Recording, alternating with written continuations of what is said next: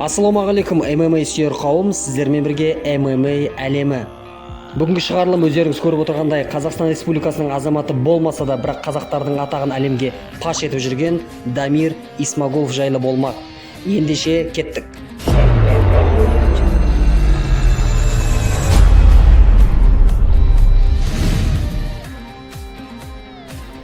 Дамир Амангелдіұлы Исмагулов 1991 жылы 3 ақпанда Ресейдің Орынбор қаласында дүниеге келген. Өзінің профессионалды карьерасын 2014 жылы M1 Global промоушнда бастаған, жеңіл салмақ дәрежесінде өнер көрсетеді.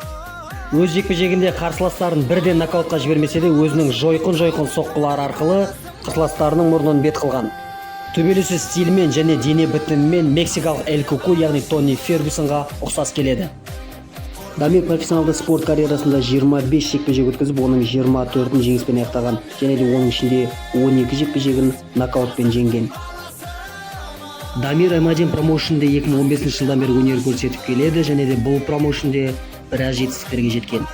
2017 жылы франциялық Морган Эровқа қарсы жеңісті жекпе-жегінен соң Дамир M1 промоушн ұйымдастырушыларына былай деген болатын. Когда я зашел сюда, я был ко всему готов. Ко всему. Сейчас я выйду и также буду ко всему готов. Я приехал сюда за поясом.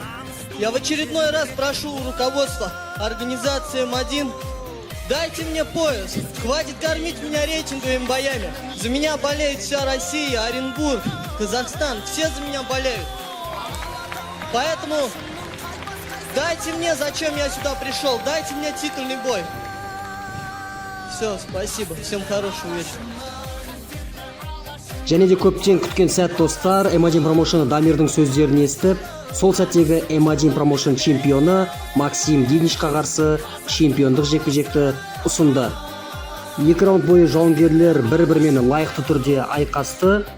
Дәл мына видеода Максимнің көзінің астындағы гематоманы байқауға болады. Бұл Дамирдің жойқын соққыларының нәтижесі. Ал бұл 4-ші раундтың бастамасы болатын. Максим чемпион қанша тырысса да Дамирді құлата алар емес. Өздеріңіз көріп тұрғандай, Дамирді енді ештеңе тоқтата алмайды, себебі бұл чемпиондық жекпе-жек еді. Ақыр соңында Максим Дивнич Дамирдан өте қатты таяқ жеп, тіпті төреші жекпе-жекті тоқтатуға мәжбүр болды. Сонымен қандас бауырымыз Дамир Батыр өз діттеген мақсатына сүрінбей жетіп, M1 промоушнының чемпионы атанды. Чемпиондық белбеу бар, енді Дамир үшін келесі деңгей ол әрине UFC болатын. Саят Абдрахмановтың сүйемелдеуімен Дамир 2018 жылы UFC-дегі алғашқы жекпе-жегін жеңіспен аяқтады. Дамир UFC дивизионында 4 жекпе-жек өткізіп, 4-еуінде жеңіспен аяқтады. Жауынгеріміз UFC дивизионында жеңіл салмақ дәрежесі бойынша 11-ші орында тұр. Дамирдің UFC-дағы соңғы жекпе-жегі грузиялық Викинг лақап атымен танымал Кутателадзеге қарсы болатын. Ал біз Дамир Батырымызды тек қана қолдап, UFC промоушнның жеңіл салмақ дәрежесіндегі чемпиондық белбеуді алуға тек қана тілектеспіз. Ал достар, жеңісті күндерде жолыққанша каналға тіркеліп, лайк басып, коммент қалдыра кетіңіздер.